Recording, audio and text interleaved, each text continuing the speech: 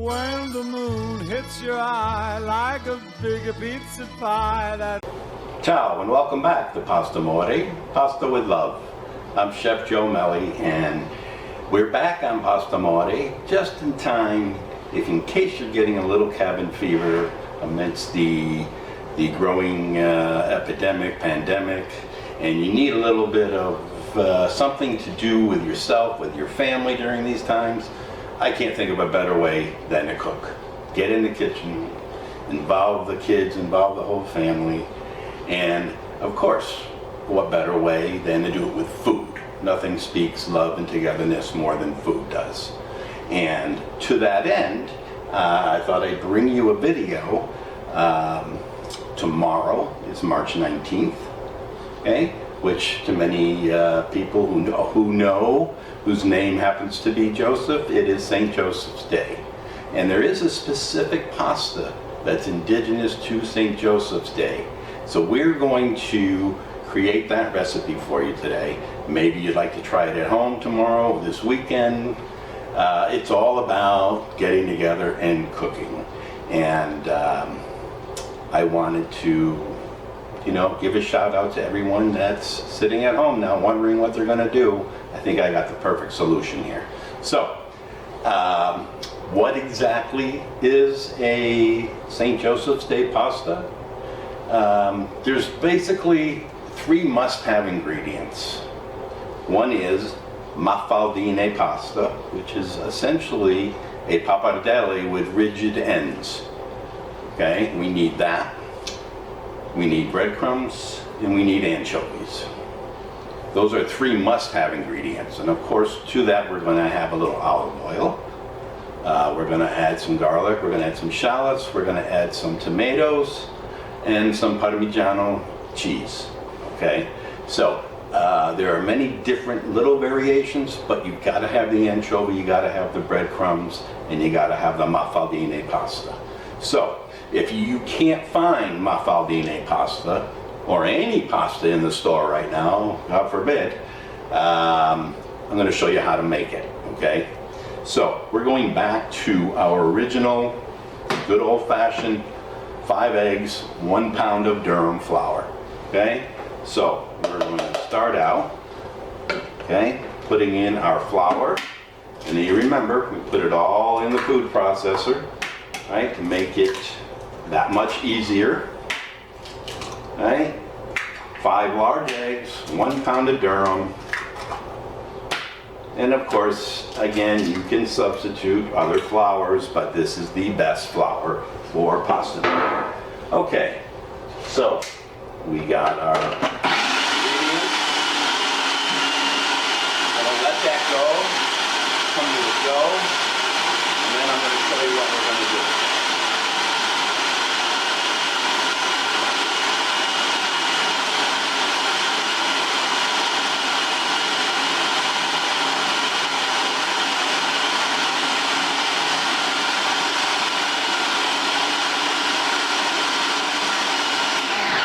Okay, so our dough's just started to come together here, okay? And I'm going to take out the blade very carefully, obviously, okay? And if you remember, we are going to go right to our board, okay? Upside down. And then we're just gonna push all this together and get it all in there until we get it to a dough, okay? Nothing has changed here. Obviously, this is our old standby recipe, okay? If you've watched other videos, you already know the drill. You know that this is the go-to. So, we're going to roll this out. We're going to make sheets, okay? If you remember what those sheets were called, they were called sfolia, okay? So, we're going to make a sfolia, and from that sheet, Then we are going to cut it. We've got a special tool here, okay? This is a ridged pasta wheel cutter, and just the right length apart to give us that pappardelle thickness of a pasta. All right, so we knead this into our dough, okay? Any excess. Now we're going to use our board here, okay? We're going to roll out our sheets, our sfoglia, okay? And we're going to cut them probably about 12 inches long, okay? And then let that just sit a little bit. So once we roll out our pasta, we're going to set that aside. Then we're going to come back and I'm going to run through all the ingredients for making this special St. Joseph's Day pasta. Okay, so to all of my fellow Josephs out there, happy St. Joseph's Day. A lot of people celebrate by having a pastry, which is like a zeppoli, Italian zeppoli. Some celebrate with sfogliatelle, okay? Whatever your traditions are. Okay, so I have my pasta roller here. I'm going to move. Okay, we don't need this. And then we're going to put our pasta roller right into view. Okay, and I'm going to cut this into quarters. Okay, so I'm using 1/4 of the dough at a time. Okay, so I want to make sure I have my rollers that are wide open. Okay, and we're going to put this through little by little, and we're going to continue the kneading process. This song, my machine turned on. Okay.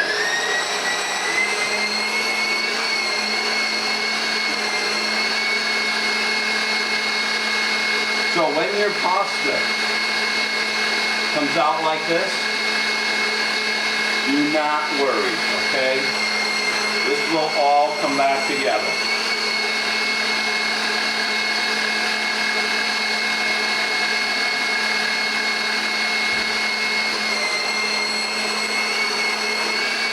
So, you can see, we just keep folding it over.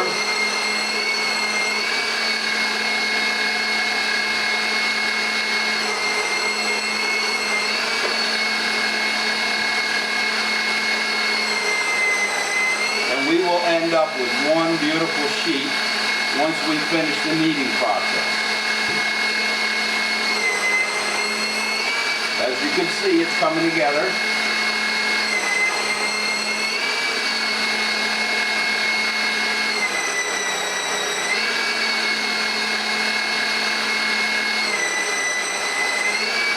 Nice.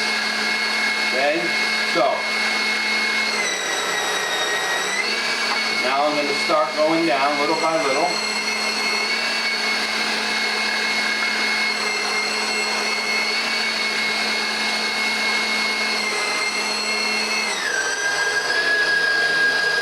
You can see our pasta dough has come back together.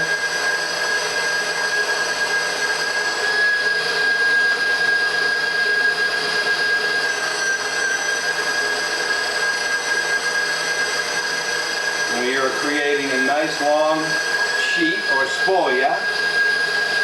One more time through.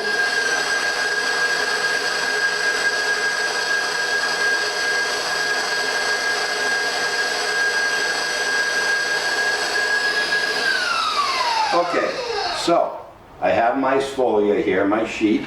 Okay, I'll put the dough aside for a second. Okay, I want to first cut this, like I said, into the lengths that we want to produce.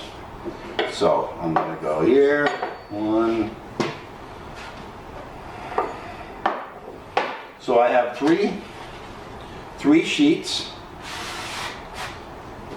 Okay, then I'm going to put a sheet on the board, a little dusting flour, and I'm going to get my handy cutter here, and we're going to hold on to one end so it does not roll around itself.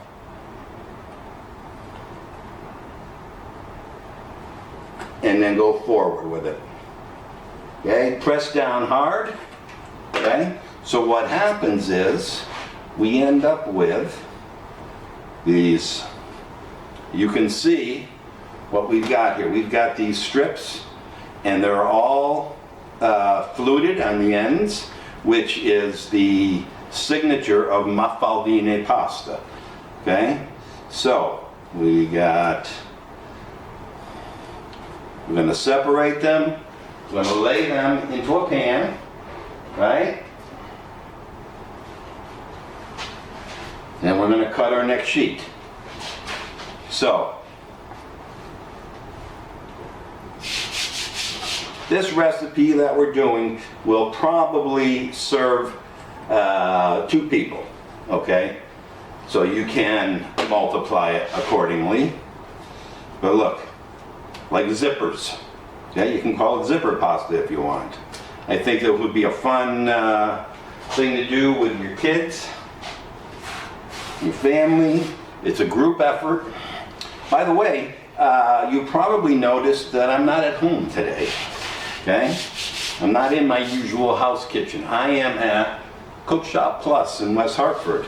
This is where we do pasta classes during the week and weekends. So I know I put out several notices on Facebook about my classes that are running. This is the actual kitchen where we hold the classes. So when all this mess is over with, whenever we come back to life, business as usual, please go on the website, check it out, and then come in, book a class. It's a lot of fun. You can drink wine, bring your friends. Okay, so I've got right there probably enough pasta to do this recipe.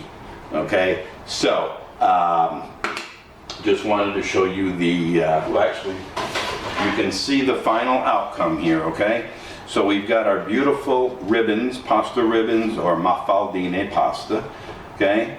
So, when we come back, I am going to clear this area out. Then the second part of this recipe is the actual cooking of all the ingredients. So hang tight, we'll be right back and we'll walk you through this, okay? All right, see you soon. Okay, so we are at stage 2 of this recipe. I have in front of me all of our ingredients. So we are going to start with some fresh breadcrumbs. So I just took some rolls, some Italian rolls that I had, broke them up, and I'm just going to process them.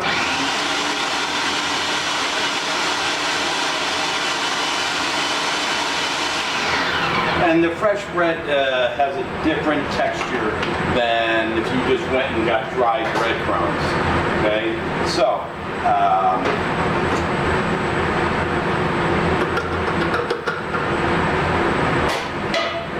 I'm going to just put this in here. Okay, so we have our fresh breadcrumbs. Okay. Probably a little more than we need for this recipe. I would say probably about 2 cups is all you need. Parmigiano, I have chopped garlic, chopped shallots, diced tomatoes. Very important, I have chopped anchovies, and I took the oil from the anchovies, okay? And I have some Italian chopped parsley here. Okay, and of course, we have our beautiful Mafaldine, and I have my water on for the pasta.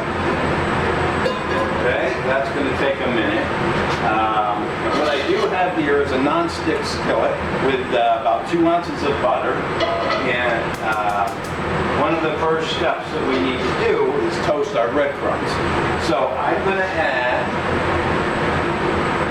a little bit of olive oil to that, extra virgin olive oil to our butter. Okay? And then when this heats up, we're going to toast our breadcrumbs. Okay? And that's a component for the sauce. Okay?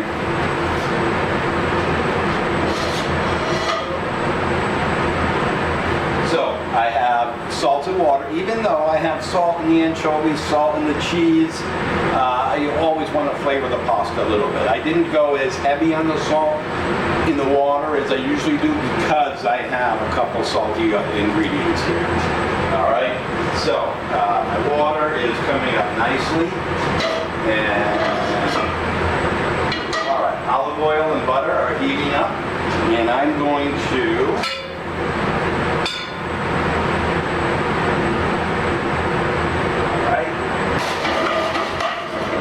I'm just going to let that toast in there a little bit.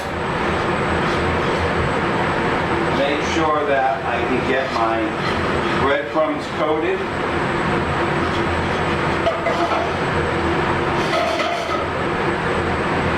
Good, so let's let those toast while I'm going to take my pan that's been serving as a lid for my pasta.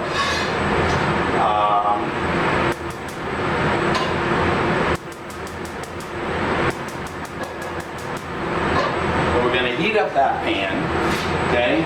This one's going to have olive oil in it. And then I'm going to take my anchovy oil. So anytime you get the opportunity to build flavors like that, enhance those flavors, don't toss that oil out of the anchovies. It's like gold, okay? Good. Awesome. When this heats up, this is going to get my, first my aromatics. When we saute, right, there's usually a progression, right? You always heat your oil, your pan up hot, add your aromatics, in this case garlic, shallots, could be onions, could be celery, could be carrots, but whatever those aromatics are, in the meantime, we're just going to toasting our bread. If you wanted to at this point too, if you had an oven on, you could take that whole pan of breadcrumbs, throw it in there and let it toast, okay? But sometimes I say out of sight, out of mind, I forget about it, and then the next thing you know, it's burned. All right, so we don't want to do that. All right.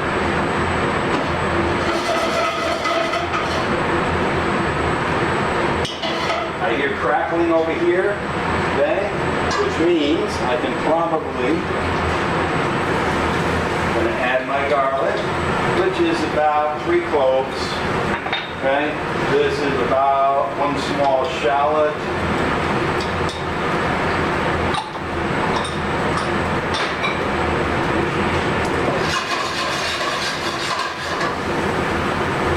I do not want too much browning going on in there. There's another ingredient, it just came to me, and I will probably add it at some point, is some crushed red pepper, some pepperoncino for a little bit of spice, okay?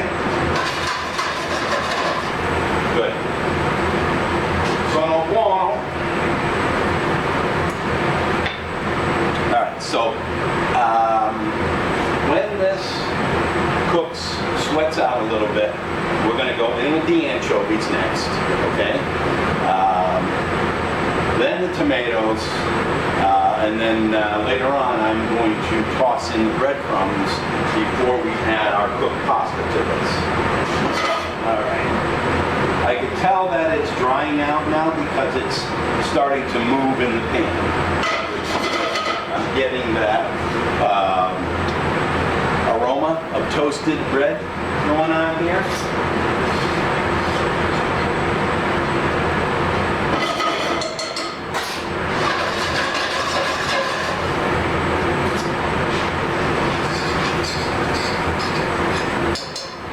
I think I could add a little bit more olive oil.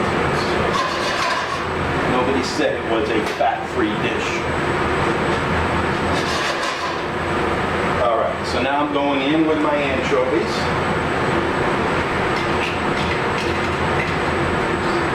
And just gonna let those break down a little bit. Little by little, our ingredients are dwindling.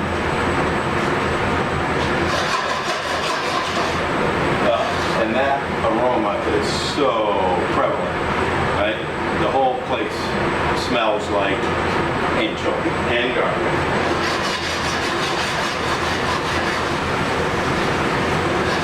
I'm going to put a little bit of this parsley in there. All right, good.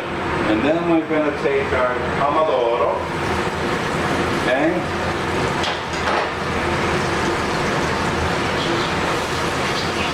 So the juices of the tomatoes, okay, with that. Nice. Breadcrumbs are coming nicely. This is at the end. This is at the end.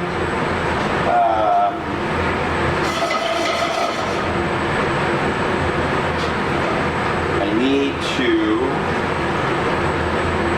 just want to taste these guys. I get that buttery olive oil flavor, toasted flavor, really nice.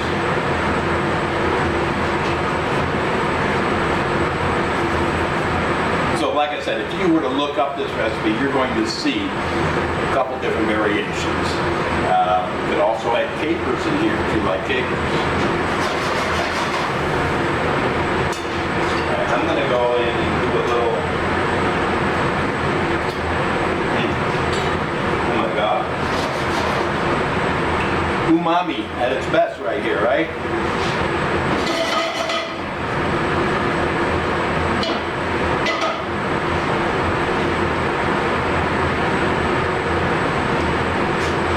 All right, so what I'm going to do now is they can add some of, I'm going to save some of that for garnish.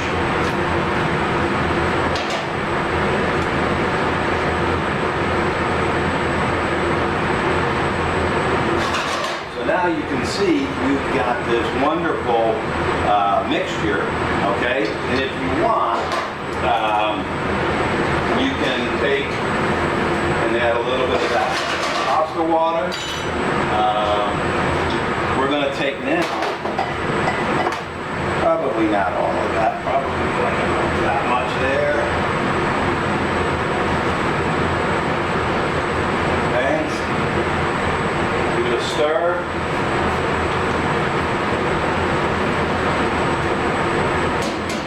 Those take just a couple minutes. And I'm going to put my parsley in with my garnish crumbs here.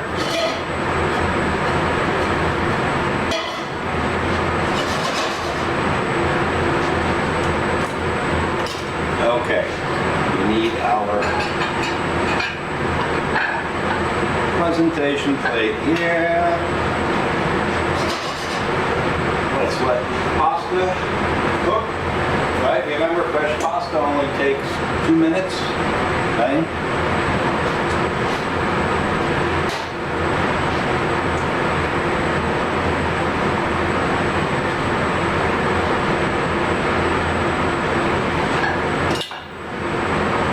Gotta go in.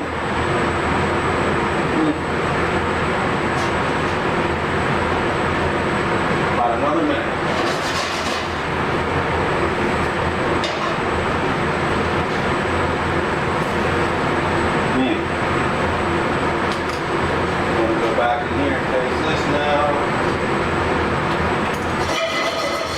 Toasty, good.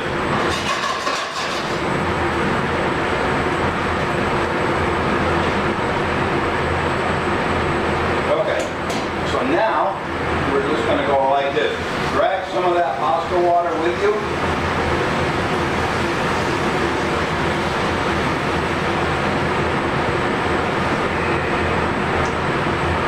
And that's going to create a little bit of a sauce in here.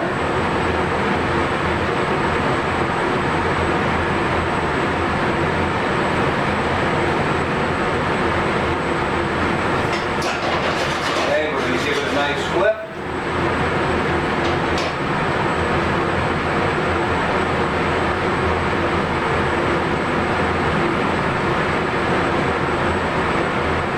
Obviously, this is a very peasant-style dish.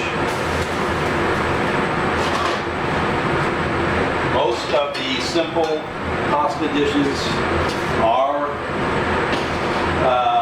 what we term peasant dishes. Okay, so let's go to the plate.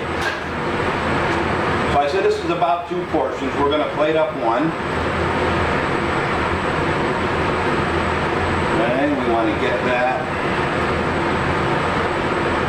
And then see if I can't get some more of this goodness right here. With that beautiful umami essence. And the next thing we do is grab some of our toasted breadcrumbs with the parsley and the formaggio, okay, the parmigiano. So, a very simple peasant dish from Italy in honor of San Giuseppe. Me. Not really, but close. Anyway, let's, I want to get some of that flavor.